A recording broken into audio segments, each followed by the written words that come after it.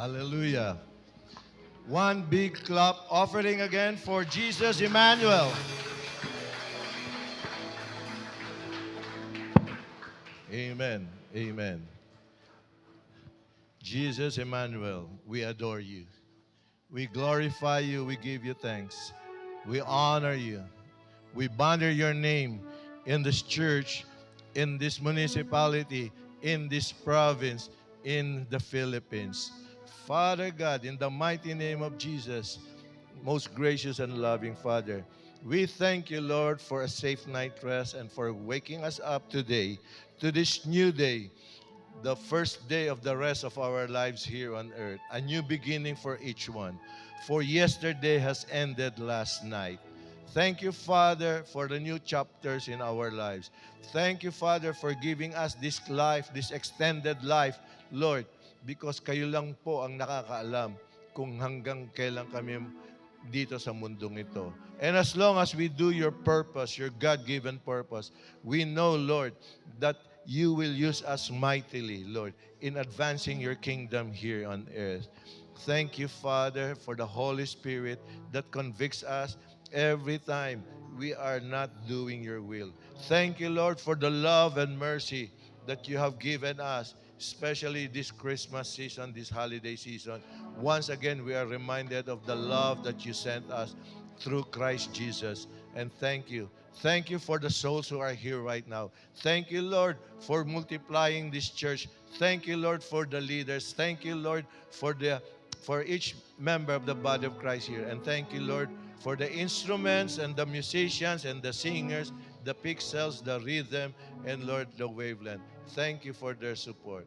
Thank you, Father, for continuously providing for our needs. And thank you, Father, for healing us always. Healing us of all our sickness and diseases, physically, emotionally, mentally, and most of all, Lord, healing us spiritually.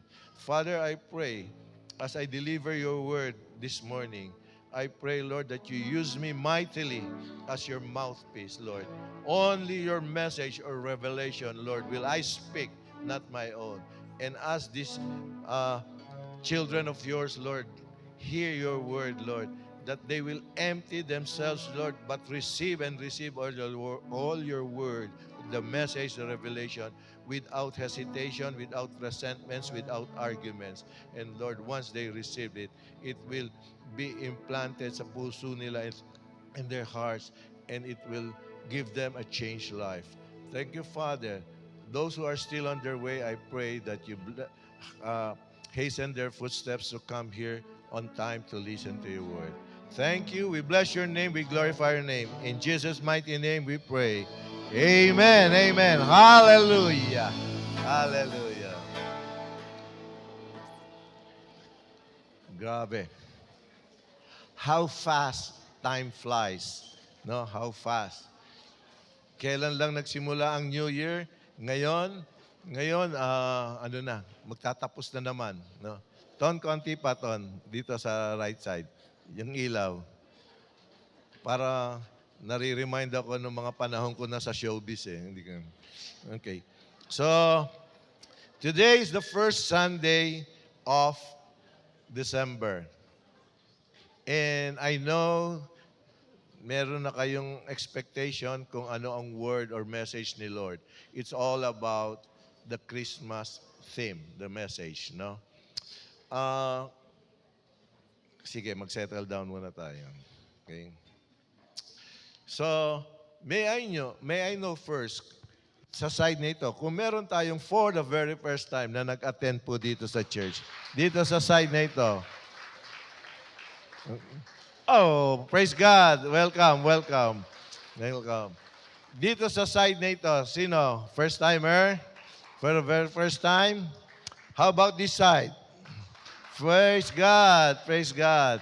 Doon sa, wow. Sige, sige. Thank you Lord, thank you Jesus. Alam nyo ba, ginamit lang yung mga nag-invite sa inyo, but you directly responded to the call of the Lord Jesus Christ. Okay? So, this would be a very special gift ninyo kay Jesus this Christmas. Okay. So, sa mga first-timers, I am Pastor Romualdo Gavino Lihe. So nakikita niyo na sa board. Together with my loving wife, no, si Pastora Jane, no, and our associate pastors and the leaders of the church, we are tasked to spread the truth, the gospel of the kingdom of God, no, to advance His kingdom here in Pulumulok. Pero hindi limited, kahit saan pa, no. So, our church is CCFI, Christian Church Fellowship International. Gaya nga nasabi ni Pastor Jemar, international because aside from dito sa Pulumulok, saka sa Jensan, we also have CCFI US and CCFI UN. Na? So, Uhaw South and Uhaw North. No? Pero, kidding aside, talagang meron tayo sa mga ibang countries. Naka-spread out tayo. We have in Switzerland, we have in Indonesia, Malaysia, kahit saan. No? So, talagang we do what God has told us to do. Okay? And we praise God for that. So, I like you to feel comfortable, relaxed, and just listen to the Word of God intently. Hindi lang sa first-timers and every one of you. But before doing so, CCFI, kamusta naman yung ating welcome cheers? Okay? 1, 2, and 3, go!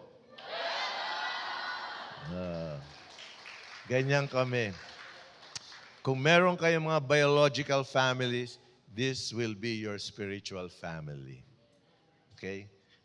Dito, we are all authentic. Walang class A, class B, class C. Authentic kami talaga. Though we're not perfect, we are authentic. What you see is what you get. Amen? Okay, now, with no much ado, no, let me give you a history of the Israelites, no, from the Old Testament to the New Testament. So it came to a time because of yung cycle ng mga wickedness ng Israelites after being forgiven always by God, no, it came a time na napuno na ang Diyos. So remember, our God is merciful, our God is so forgiving, our God is so loving, so patient, siyempre meron din yang hangganan. And it happened with the Israelites, no? So for 400 years, nung magalit si God, for 400 years, there was no prophetic voice from God. Walang mga prophets na nandoon, no? Kasi nung una, nung kay prophet Samuel, nag-request sila ng king. And nandun na yung prophet ni Lord. Nag-request sila ng king na ayaw naman ni God magbigay. Pero because of their insistence, binigyan the first king ng Israel is si King Saul. Pero si King Saul nung una mabait. Tapos naging wicked siya. And then sinundan ni David, and then so on and so forth, hanggang namatay si David, puros mga wicked kings karamihan na. So they became so idolatrous, so sinful, na napikon na. Hindi naman napikon. Tinuruan ni Lord ng leksyon. You know, when we do our permissive will, ibig sabihin ng permissive will, hindi yun ang will ni Lord, yun ang gusto natin. Pero, binigyan tayo ni Lord ng free choice to choose, no? So, because of that decision natin, there are consequences that we really don't want to experience. Pero nangyari na no? So, si God, nagalit siya, tumahimik siya, and started for 400 years from Malachi, you will know that from the book of Malachi to Matthew, talagang nagkaroon siya ng total silence. And the Israelites were just waiting and waiting. Because of that total absence ni Lord, ni God, no, the world was covered with sin and confusion. No? And people were spiritually hungry for the Messiah. They were now praying and praying for a Savior. Praying. And many longed for hope, forgiveness, and truth. And since many Jews, no, mga Israelites, they live far from the temple, Jerusalem, what they did is, yung mga synagogues in many places became the centers of prayer and worship in the absence of the Lord pa, the Lord God, no? Ngayon, pero si Lord mahabagin pa rin eh. Mahabagin, iyak na ng iyak yung mga anak niya eh, no? At the right time, God broke the silence with a cry of a baby born in Bethlehem. Okay? You know the story? Alam niyo na ba yung story? Okay, closing prayer na tayo. Okay, hindi. So, and because of that, no, when God broke the silence, no, ang naging title ng word ni Lord ngayon is, Then Jesus came at the right time. Just at the right time. Okay? Just at the right time. Sino sa inyo mga naka-experience na nung may mga concerns kayo, issues kayo? I'm sorry. You're so worried about your mga issues, mga problems sa buhay nyo, even sa love life, pero biglang one day, biglang nandun ang solution. Di ba? And to whom do you give the glory? Buti na lang nagawa ko ito. Buti na lang dumating siya. But forgetting about God. Any achievements, any accomplishments, any successes, any solutions that we receive that will help us improve our lives, no, it all comes from the Lord. Okay? So we give Him the glory. Okay? Jesus came at the right time. That was a kairos moment. Nabanggit na yan, kairos moment. No? So it's a Greek word that means the right time, the opportune moment, or God's appointed time. So when God acts or intervenes or fulfills His purpose, that is what we call kairos moment.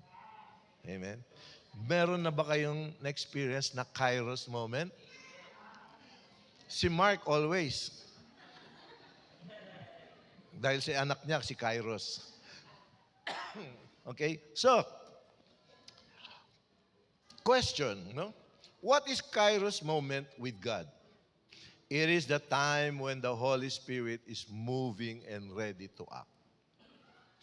Have you experienced that? Out of the blue, you will hear voice whispering sa iyo, mapapang sa utak mo, you need to do this. Maganda pinagagawa. Especially mga the so-called Christians or children of God. Approach Him. May problema yan. You can help Him. Pray for her. Pray for her. Mga ganon, no? So, that is when the Holy Spirit is pushing us. Or, don't do that. Masama yan. Or, pupunta ka ron, biglang, gusto mo pumunta, ayaw, pinipigilan tayo. It's for our own good. Okay? So, how do we recognize Kairos? No?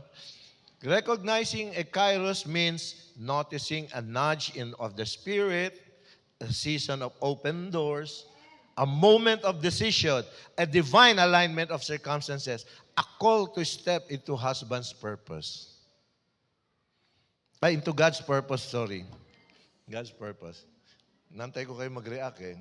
Hindi, kaya ako nasabing husbands, mga bana, pag tinapik tayo, nudge from our wife, that was the Holy Spirit using them.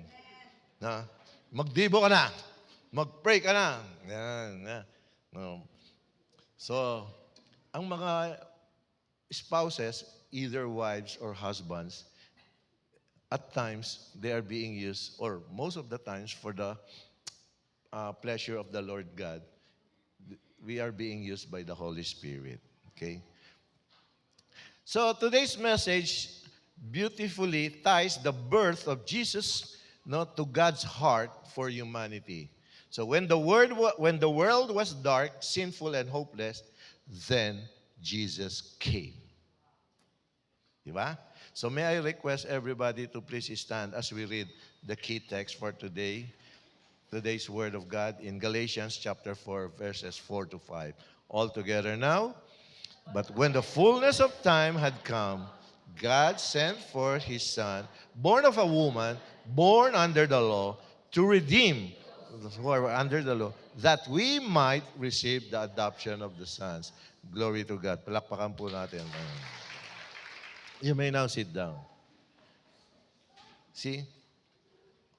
Pag sinabing the fullness of time, ibig sabihin nun, when the time was right. Kumukuha ng tiyempo. Tao, minsan, di ba, madalas tayo, oras na ba? Oras na ba? Okay.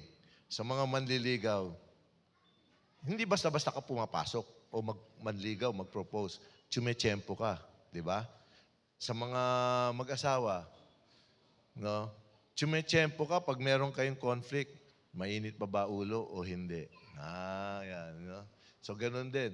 Ngayon, sa disciple-discipler, kumukuha din ng tiyempo ang pareho, ang disciple tsaka discipler. Pag ang disciple nagkaroon ng guilt feeling, kumuha ng tiyempo, paano ko sasabihin sa disciple ko? Ang discipler naman, pag may nalaman, kumukuha din siya ng tiyempo kung paano i-address yung issue ng kanyang disciple. So, when the right time, timing is always important. So, Jesus came at just the right time in God's redemptive plan when the world was perfectly prepared for God's work. So, pinrepare muna ni God yung mga plano niya and everything. So, when the plan was perfectly prepared for the work of God, God sent Jesus to earth. Why? One is to seek and save the lost, to fulfill the law, and to die for our sins. So for centuries, no experience ng Jews, ng mga Israelites, had been wondering when their Messiah would come. Kailan? Hindi nila alam. But God's timing was very perfect. Okay? So, sino ang magaling tumiming dito? Sino? Natatawa si Ray Valera. So, huwag mo naman sikuhin, madam. So, we may sometimes wonder if God will ever respond to our prayers. But we keep on praying, Lord, Lord. Pero, will God respond to our prayers? First of all, never doubt. Always believe and trust that God will respond to our prayers. But, we must be patiently waiting for Him. So we must never doubt Him or give up hope because at the right time, God will respond. Now, today, are you waiting for God's timing? Or you go ahead of God's timing? No? Mga estudyante, sino nag-uuyab-uyab pa rito? Estudyante pa. Dapat, aral muna, wag yung pangunahan sa Lord. No? Tsaka wag yung katwiran, collect and collect, then select. No! God will send the perfect person for you. Just wait on the Lord and study and learn His Word. Okay? Trust His judgment and trust that He has your best interest in mind. Hindi lang estudyante, yung mga nasa career moves. Hindi ako ma-promote dito, lipat ako. Yung pala malapit na, ang promotion mo, lumipat ka, back to square one ka. Meron kang wino-workout na plano, nainip ka. Sayang ang preparation mo. Now, I'd like to encourage you with this statement. First of all, if you have this tendency of quitting, first of all, think why you started it at all. And the Bible says, up until, a paraphrase na lang, up until you have a solid plan or you have thought of the costs, ng mga project mo. Cost may be financial, cost may be your time, your energy. Up until you have come up with the total cost for that project, do not start. Kasi mapuputol ka lang, sayang. So again, if you're thinking of quitting, think first why you started it at all. Amen ba? Okay. So for those who were under bondage to the law, it may seem that Jesus' coming was late. But Paul is telling us that at just the right time, no, Jesus will be with us. Who right now is saying, no, who right now, wala pa naman ako nare-receive kay Jesus eh. Who at this time is thinking, masyado akong makasalanan, hindi ako karapat-dapat dyan. Who at this time is thinking, paano ako asenso kung ganito lang ang buhay ko? Remember, all our worries are not our problem. If we have faith and trust in the Lord, bigay lang natin sa Kanya. And be patient for waiting. Amen? So, bondage to sin. Hanggang ngayon ba, bondage ka pa? Nag-repent ka na, nag-confess ka na, tinanggap mo si Jesus as your Lord and Savior. Tapos bumabalik ka pa rin doon, naka-bandage ka na. Tapos sasabihin mo, bakit kung kailan ako na kay Jesus, tsaka nangyayari itong mga ito? Well, you have to pray and ask for discernment. Okay? So, God sent forth His Son, born of a woman, sabi dyan, di ba? Jesus came not only as God's Son, but also as one born of a woman, born under the law. The eternal Son of God in heaven added humanity sa sarili niya. No? To His deity, and became a man born of a woman, born under the law. So, meaning, no, if He was born of a woman, He was also human.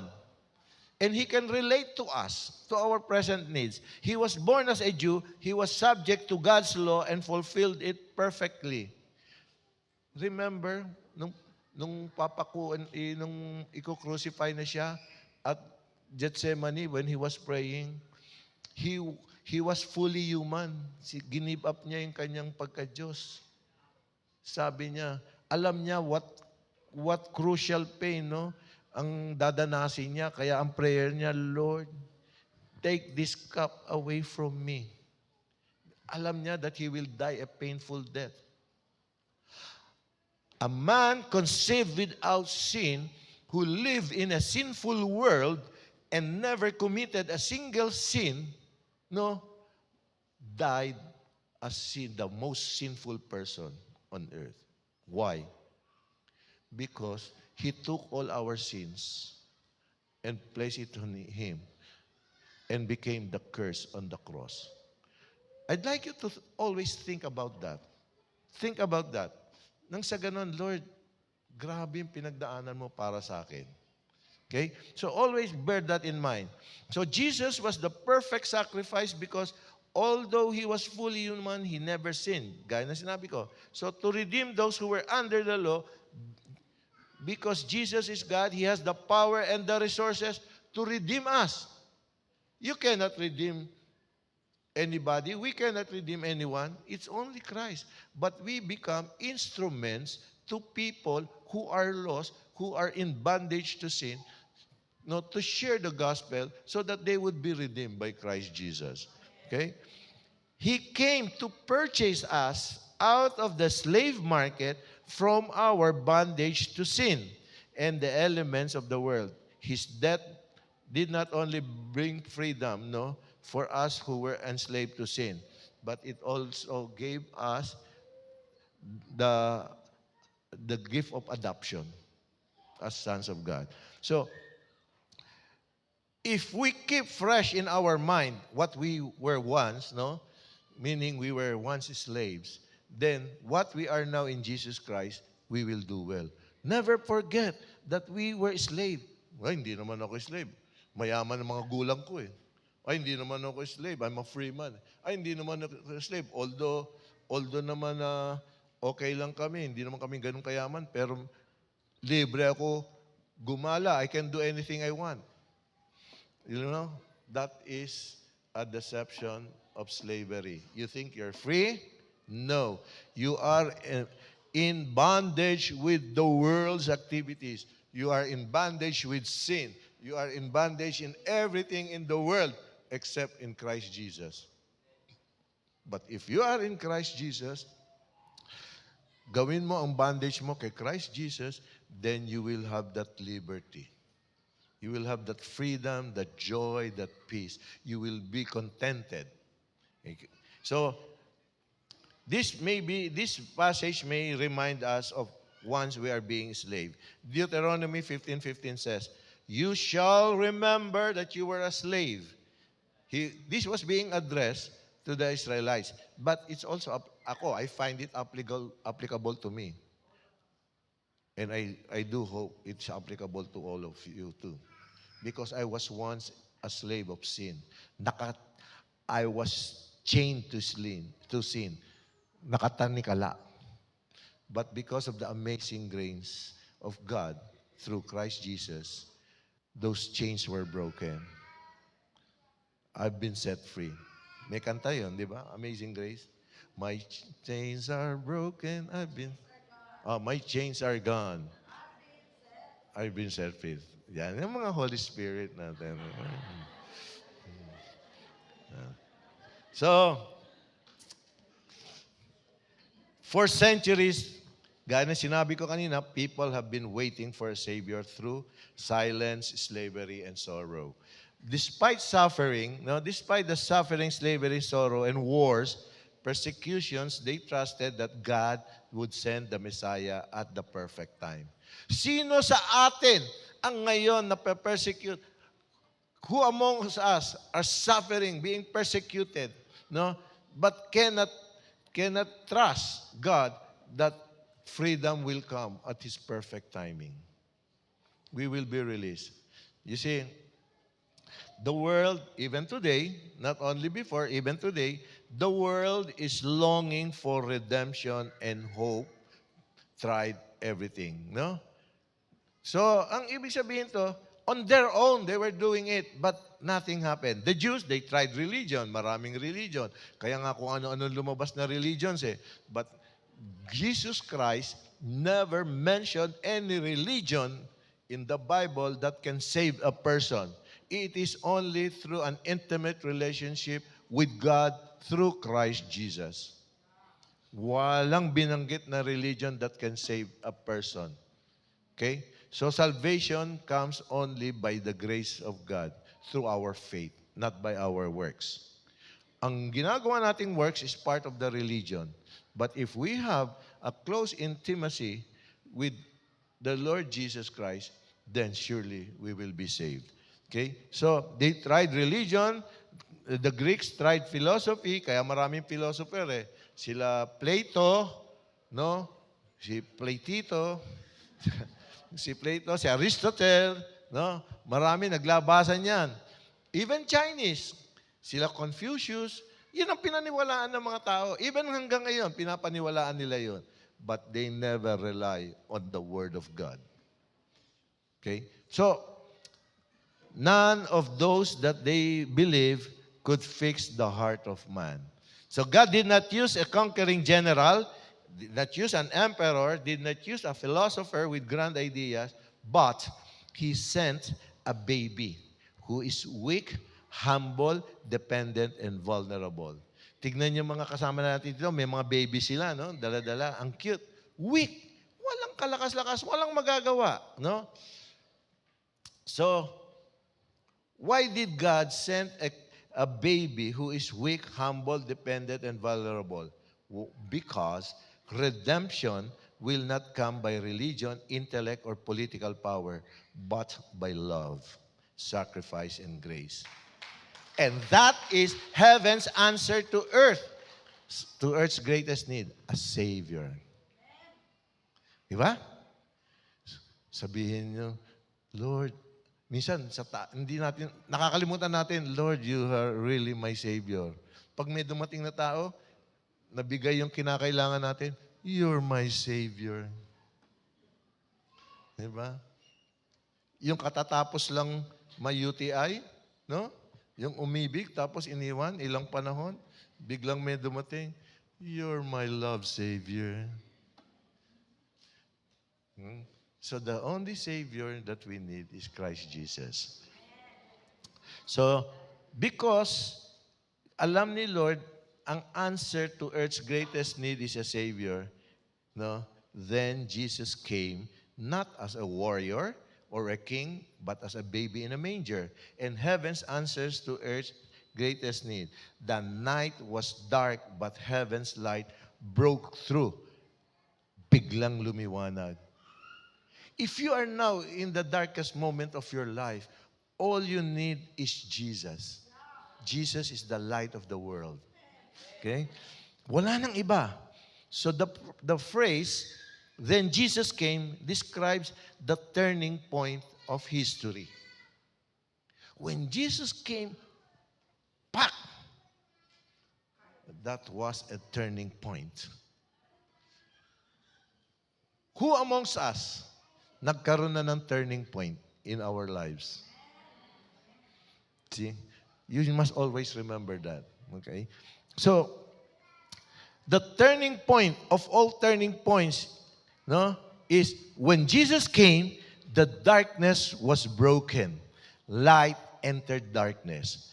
Isaiah 9:2 says, the people who walked in darkness have seen the great light.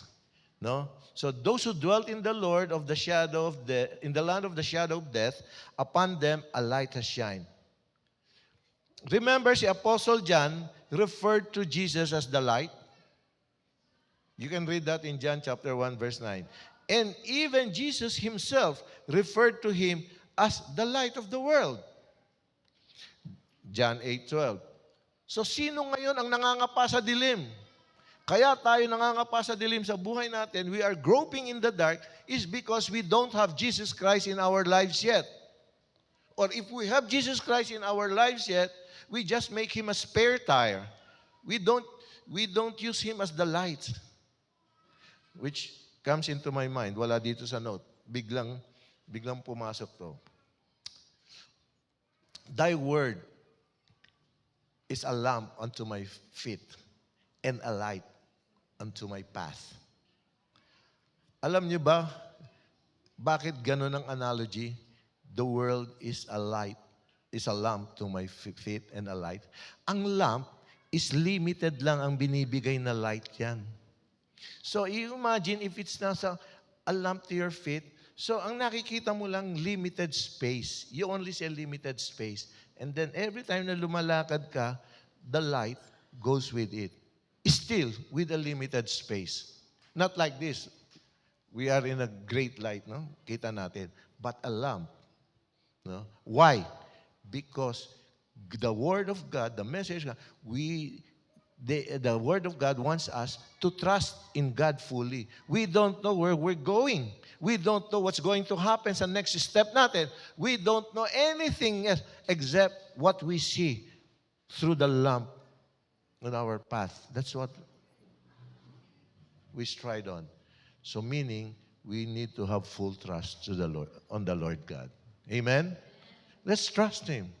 We may not understand it right now, but I assure you, He will not make us suffer. No, He will give the best to us. Amen? Just trust completely to the Lord God. Okay? So, darkness means being covered in sin. Okay? No relationship with God, no spiritual direction and guidance. We are blinded from the truth, oppressed by sin that darkens and blinds and weighs down on the soul.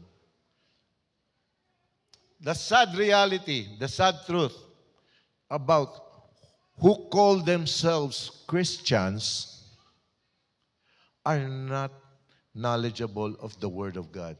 They are blinded from the truth. Why? Because they lack or have never read the Word of God.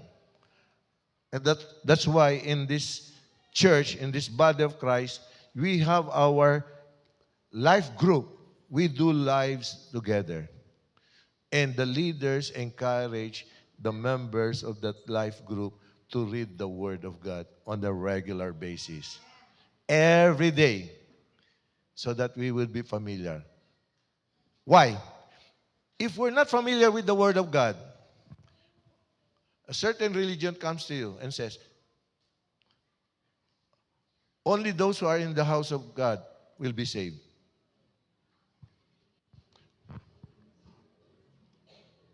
good works will save you. Our God says, if we kill people, we go into holy war. We are promised of 10 virgins. 10 virgins ba yun? In heaven. Mga mali, lies.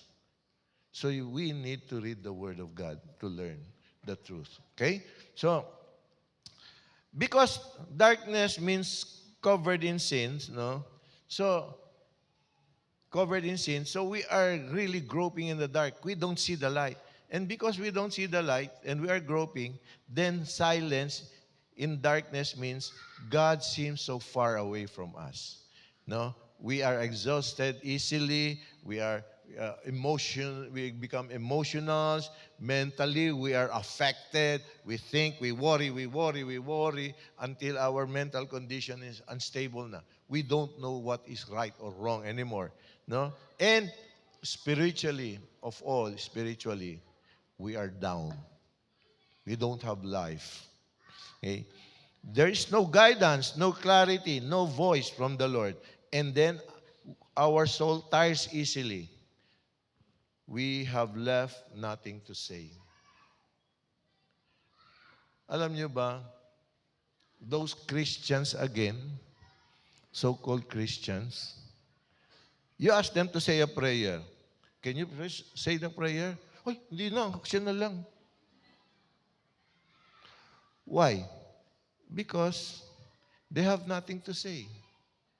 They don't know what's in their heart. When we say a prayer, we say what's in our hearts. We give it to the Lord. Not only with our concerns, but also being grateful. Lord, thank you. Lord, thank you for waking me up today. Lord, thank you for the gift of family. Lord, thank you for my wife who makes my coffee every day, who cooks the food, who irons my clothes. Lord, thank you for helping me send my children to school. And then children, Lord, thank you for my parents. So you cannot say that. We cannot say that because we have nothing to say. We are covered with sin. And there is silence. Okay? Because we are covered in sin, and then we tend to keep silent, confusion comes. Meaning, we are spiritually blind. We don't have the right sense of being right or wrong. No wisdom, no direction because of moral darkness. Sin becomes normal. Wrong becomes right. And that's what's happening ngayon. They make wrong right, and the right, they make it wrong. Amen? Look, yung mga graft and corruption, they say it's commission. Abortion, it's for the health of the mother. Ano pa? Ang dami nilang gina-justify. Huh? So, lostness is a result of feeling far from God. Okay? Church, if you're part of a life group, and then you're not attending your life group meetings or our holy discipline, Sunday service, Friday prayer meetings or LGS in our schools, from PEPSOL to School of Leaders 1, 2, and 3, then you will be at a loss. No? And because you are at a loss, fear, uncertainty, anxiety, will come. You are always unsure, and your life will be unstable. We do not have that confidence because Christ is lacking in us. With Christ, we are complete. We are confident. Amen? So, but glory to God alone, no? When we feel we are forgotten or surrounded by darkness, please remember, God is never late. In the fullness of time, Jesus will come. We have different fullness of timing. No? The Lord knows when is the right time for Him to come. How? the Holy Spirit will convict us, make us realize of our sins, and then we will repent and confess. And the right time is back. There is not one single right time in the lives of Christians. Marami yan. So in the fullness of time, when Jesus enters our life, that darkness will be broken. Right now, let me ask you, what are the areas of your lives or our lives, no, feel dark today? For sure, we have that, no? Our emotions, our mental health, our relationship, our family, friendship, school or school or career, finances, health, and spiritual life, or any other else, no? Just determine, ask the Holy Spirit to help you identify the dark areas of your lives today. Okay? So Jesus, as we said, Jesus' light shines brightest in our darkness night. Darkest night. Kita nyo, no? Surrounded by, si Jesus, kitang-kita. Okay. So, when Jesus came, God drew near. No? God drew near. Okay? Matthew 1:23 says, "Behold, the virgin shall be with a child and bear a son, and he will be called Emmanuel," which is translated as God with us. Okay? So Emmanuel, meaning God with us, God drew near to us. No? Jesus is God in human flesh when He drew near to us. Pero Jesus was not recognized as the Savior or Messiah then. So the birth of Jesus wasn't man reaching up to God. It was God reaching down to man. Remember, the birth of Jesus is not man reaching out to God, but God reaching out. Because without the birth of Christ, where do you think will we be now? We are in a very chaotic world. In fact, even with the presence of Jesus, to some of the people, no, who are called children of God, the world is in a chaos right now. So, God is not distant. He has come close to us. Religion says, find your way to God. But Christmas says, God came to find you, to find me. Remember, Jesus came to seek and save the lost. So, He came to find us. Did we make ourselves available to be found by Christ? Or are we hiding, running away from Him? So because of that, no, God did not only draw near to us, Jesus is with us in our humanity. Why? Because He shares our life, our pain, and temptation. Jesus didn't come to visit. He came to dwell among us. Hindi lang visit, He's living in us. No? Ano sabi sa John? And the Word became flesh, and the flesh dwells among us. Okay? Jesus is with us in our salvation. He came to save us. Because Jesus alone saved us. He came not to condemn the world, but to save it. You can read that in John 3:17. Okay? Now, take note. Jesus was born in a manger, but the manger was the first step towards the cross. Diba? Naaawa tayo sa Kanya. Kawawa naman. Walang hospital, walang magandang ano. Sa manger siya. But that was because God wants us to, what do you call this? To know how to be humble. But that humility was the first step to the cross, which brought salvation to mankind. So, in a time of great darkness, God promised to send a light who would shine on everyone living in the shadow of death. So, Jesus is both wonderful counselor and mighty God.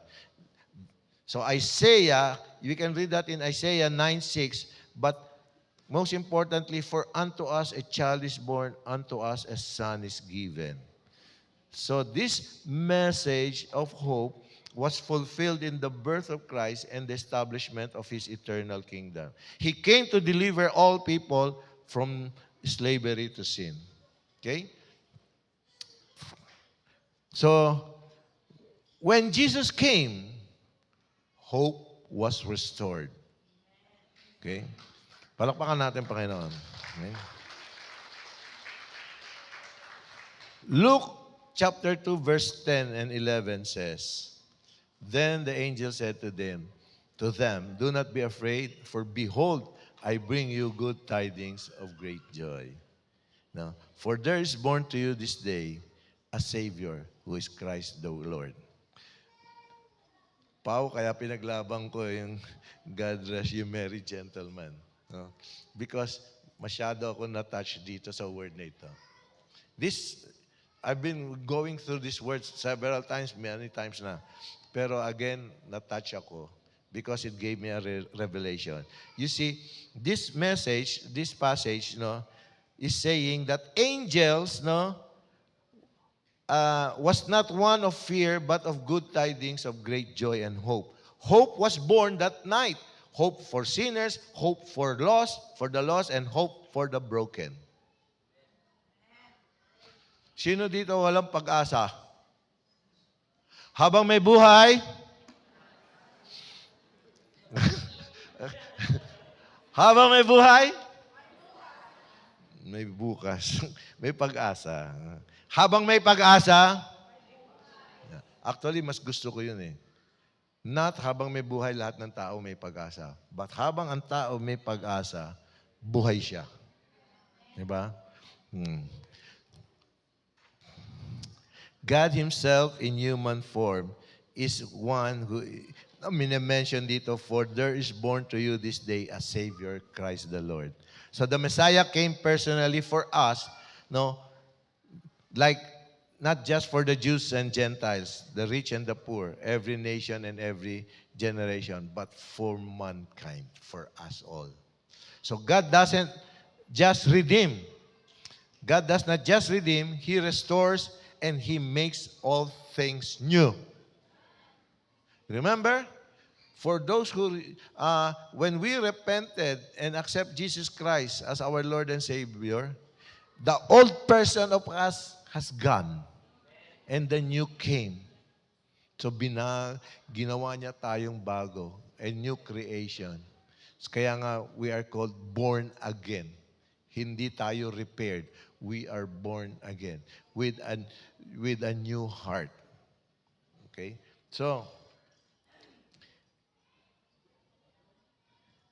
this Christmas, no, we shall always be reminded that no situation is beyond redemption. That God keeps His promises exactly in His perfect timing. If God could bring salvation from a stable, no, He can bring purpose out of your pain, of our pain, and with God, no hope is truly lost.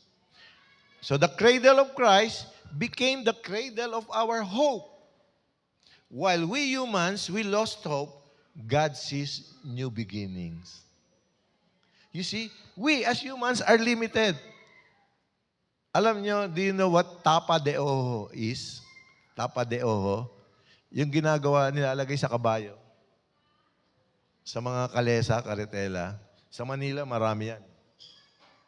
Bakit nilalagyan yan? So that hindi madistract ang kabayo. Limited ang kanyang vision. No? So, ganon. Pero si God, no? God sees everything. When we lose hope, God sees new beginnings. Kaya sabihin mo sa katabi mo, huwag kang mawala ng pag-asa.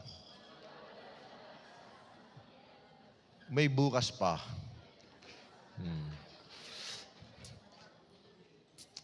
Jess, natatawa ka, huwag kang mawala ng pag-asa. May beginning pa. Okay? When Jesus came, love was revealed. Okay? John 3:16 says, For God so loved the world that He gave His only begotten Son, that whoever believes in Him will not perish but have everlasting life.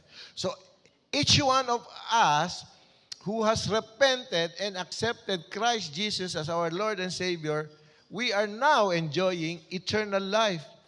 But we will fully enjoy it when we are no longer here on earth, when we are in paradise na.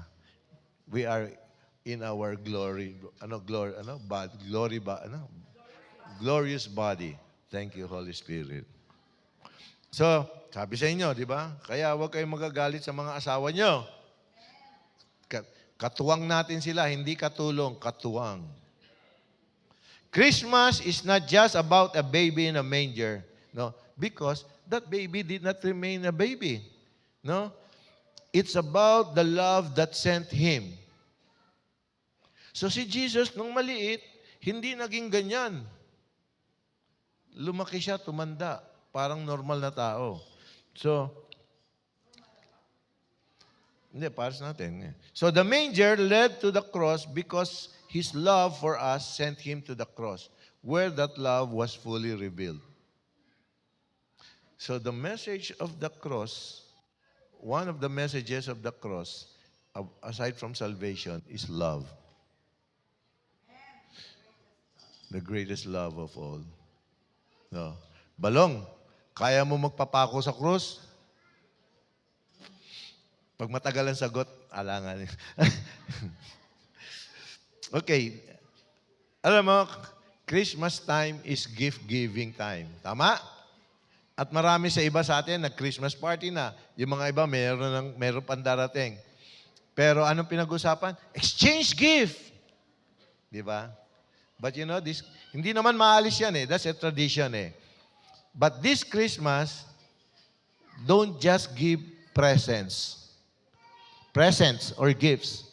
You give your presence to the family, to the clan, to your friends. No, your presence. And then, we also share food, groceries to a struggling family. We pray for someone in that gathering. We share the gospel in that gathering, especially to our families, relatives, to the clans, and to the people close to us, even to the strangers.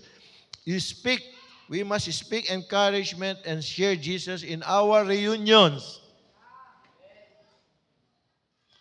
Kamusta ka? May busog na busog ako, sarap ng pagkain. Hindi. Kamusta ka? Kamusta buhay mo? Eto, kasya-kasya lang. Dapat hindi kasya-kasya. Dapat kasiya-siya. Okay? So, praise God. Sige, palakpakan natin Diyos. Since Christmas is love, no? Christmas love points people to Christ. And that is why there is Christmas. Because God wants mankind to go ahead to Christ, be saved by Christ. Okay? So, real love gives. Real love gives. Kaya tayo mga bana, di ba? Hindi natin binigay yung ating sarili natin, but pati yung apelyido natin. Because real love. Agree mga bana? Pero, ang mga spouses naman, ang mga wives, hindi rin nagmaramot. No? Tinanggap nila tayo. Nagpasakop din sa atin. Mababait ang mga wives natin. Magaganda pa. Lord, thank you for the gift of love. Thank you for my transformation. Okay. Love came down at Christmas. And that love, His name is Jesus. Huwag niyong kakalimutan yan, no? No. So, remember, when sin ruled the earth, Jesus came. When humanity was lost, then Jesus came. When our lives feel empty or cold, Jesus still comes today. Mga singles, kamusta ang Pasko nyo?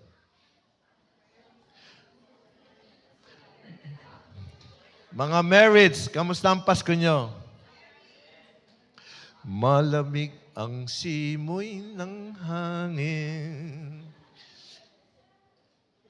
Okay, remember, it's not because you have or you don't have a partner, but most importantly, we have Jesus in our hearts. And we are complete. Joy, with joy. With joy. No? We're complete with joy. So, maybe you need to ask yourself, we need to ask ourselves, where do we need Jesus to come with healing and restoration? Have you ever thought of that or asked yourself about that? You see, Jesus comes into the broken family with healing. Na-experience ko yan. I am a product of a dysfunctional family. But where am I now? I've been healed by Jesus. The weary heart, Jesus comes into the weary heart with peace. And Jesus comes into the lonely soul with His presence. Sino rito ang makikita mo, mukhang ampalaya yung muka, gusot na gusot? No? Sino ang makikita mong masaya, always smiling? No? Sino? Ako? Sino ang makikita mo yung talagang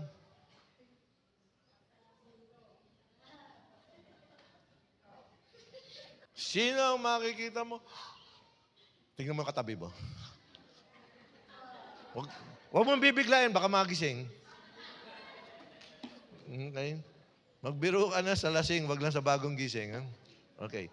See, the presence of Christ in us will determine our physical status, our life condition, our health, our anything about us. We may not be rich, but because of Christ, we are complete. We lack nothing. Okay? Christ alone is sufficient. Remember this, every time we invite Jesus in, Christmas happens again. Yeah. Pasko na naman, o kay tulin ng araw. Wala lang. And now, the last point of this message is, Jesus came for me personally. Jesus came for you, for you, for you, for you, for you. Personally, for all of us personally. He is a God of personal relationship. He's very personal. Galatians 4:5 says that we might receive the adoption of as sons. Question: is mankind, the whole of God's creation, of mankind, are children of God? Yes. Hindi sila anak lahat. Hindi lahat anak ng Panginoon Diyos. Only those who receive Christ Jesus as Lord and Savior was given the privilege to be called children of God. Sabi nga rito sa verse 5, no? To redeem those who were under the law, once we have been redeemed, that we might receive the adoption of as sons. No? So, the death of Jesus Christ bought freedom for us who were enslaved to sin so that we could be adopted into God's family. No? So, it would be enough that we are purchased out of the slave market. Pwedeng kontento na tayo dun. Binili na tayo, we have freedom. Kasi noon, may mga slave market. Bebenta yung slave, binili sila. So, bago na yung may-ari nila, ang pag-aari sa kanila. But this time, God's work for us doesn't end there. No? Hindi niya tayo binili from the slave market. We are then elevated to the place of sons and daughters of God by adoption. Okay? As adopted children of God, we share with Jesus all rights to God's resources. And as God's heirs, we can claim what He has provided for us. And that is our full identity as His children. Paano? Who amongst us ngayon talagang fully convinced that I am an adopted son of God. And I am a co-heir of Christ Jesus in God. And I share the same fullness that Jesus has. Yes, amen. Talagang amen. Pero wait, no, magandang balita yan. Wait till you hear Romans 8:14 to 17. See? Only those who are led by the Spirit are sons of God. Because we did not receive the spirit of bondage again to fear, but we received the spirit of adoption, by whom we cry out, Abba, Father. The Spirit Himself bears witness that we are children of God. If children, then heirs, heirs of God, and joint heirs with Christ. Ito. If indeed, we suffer with Him. So hindi lang lahat good times. We also suffer with Christ. And how do we suffer today? We stay away from our old life. We stay away from all the activities of the world, the traditions of the world. We stay away from everything that is not pleasing to the Lord. We must not conform to the patterns of the world, but be renewed, but be transformed by the renewing of our minds. Transformation starts from this mind and heart. In the Bible, there are passages that nag-interchange ang mind and heart. It comes from the same thing. So the renewing must start from this and this. For example, idolatry. You took away all the sculptures, all the idols sa bahay. Those are images lang that you took away. But how about the idolatry in the heart? A person must take away the idolatry in his or her heart so as not to be idolatrous. Hindi na ako idolatrous, inalis ko na, tsaka okay na yung heart ko. Pero nagkaroon ka ng achievements, ang galing ko talaga. You idolize yourself. Lord, thank you, Lord. Ikaw pa rin. Give everything to the Lord. Okay? So, we can picture someone helping or saving someone, but not going so far as to make them part of the family. But this is what God did to us. Through Jesus Christ, we became part of His family. Amen. Sino sa atin dito ang tumutulong na inadapt ang tao kasi gusto mo maging part of your family? You want to help that person. Magkaroon ng honor, magkaroon ng respect, kasi nobody siya eh, nobody. Sino atin nakagawa nun? Ako, I grew up in a family na talagang tumutulong. Kung alam nilang mapagkakatiwalaan, tinutulong, inaampon yun. However, the sad point is, yung family ko is dysfunctional. Nakakatulong nga sa iba, pero dysfunctional kami. Remember, kung bago ka tumulong sa iba, tulungan mo na muna yung pamilya mo. Okay? And then, mag-ripple effect na yan. Tulungan mo na yung iba. Okay? So, Jesus did not just redeem us from the penalty and power of sin. He also adopted us as His own. Okay? So, we receive the adoption of sons. We do not recover it. We receive it. We do not recover it. So Jesus did not just come to the world, no? He came to us through our stories, into our mess, into our fears, into our questions, into our brokenness. Alam mo, those who are broken and contrite hearts, with contrite hearts, malapit sa Panginoon Diyos. As long as you acknowledge how sinful or how broken you are and repent. God wants us to humble ourselves. So again, Jesus came just at the right time.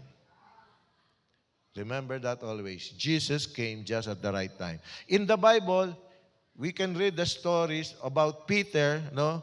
When Jesus came at the right time, he was at the shore. Remember, nag-fishing siya, walang makuha. So Jesus came at the right time. Throw down your net. Okay? To Zacchaeus, he came under the sycamore tree. Kasi gusto niyang isave si Zacchaeus at the right time when Zacchaeus was so deeply in bondage with sin. Overprice niya ang mga taxes. To the Samaritan woman, he came at Jacob's well. The Samaritan woman was drawing water from the well. But alam ni Jesus yung heart ng Samaritan woman. He offered living water that the Samaritan woman would no longer thirst in life. That was the right time. To Paul, Jesus came at the right time on the road to Damascus. So who is Paul now? Paul was not originally part of the disciples of Christ Jesus. He was a zealous Pharisee na for the love of the commandments of God, pero hindi niya kilala si Jesus Christ. But on the road to Damascus, he met Jesus. Okay? Jesus came to me personally at the right time. I don't know if you heard this story. I have a first wife who died because of cardiac arrest, a complication from the end-stage renal disorder. And then, after that, I retired from work.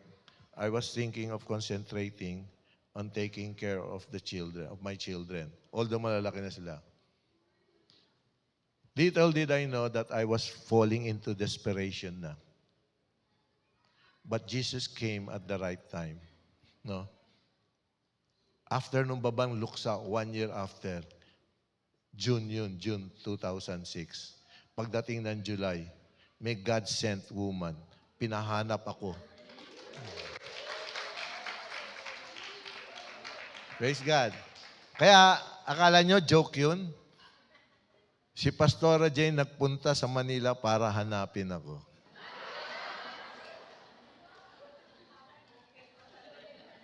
To be saved. To be saved. And doon ko lang alam. Then, Jesus came at the right time when I was at the brink of desperation. Nabuhay uli. And because of that, nandito na kaming family. Simple stories. No? Hindi naman talaga napaka-dramatic. Mga ganun lang. Let's learn to acknowledge what Jesus did in our lives. No? What God made impact in our lives through Christ Jesus. So much of that. Wag na, tama na. Baka mamaya isulat nyo pa sa maala-ala mo kaya. Okay. So again, the greatest turning point in our lives, it is not when we reach a dream or survive a battle in life, but it is when Jesus came to our lives and claimed us as His own. Yeah? Oh. Yung mga matatakutin. Take note of this. Fear says we are ruined, but Jesus says we are still His. Okay? So, lalo na applicable to sa akin, what looked like an ending in my life became a beginning. At that time, I was at the brink of desperation. Ending na, hindi ko alam. Pero it became a new beginning. And I'm here now, glory to God, because of the love of God. So at this point, gets your message? Okay. Before I conclude, may I request the first-timers to please stand up?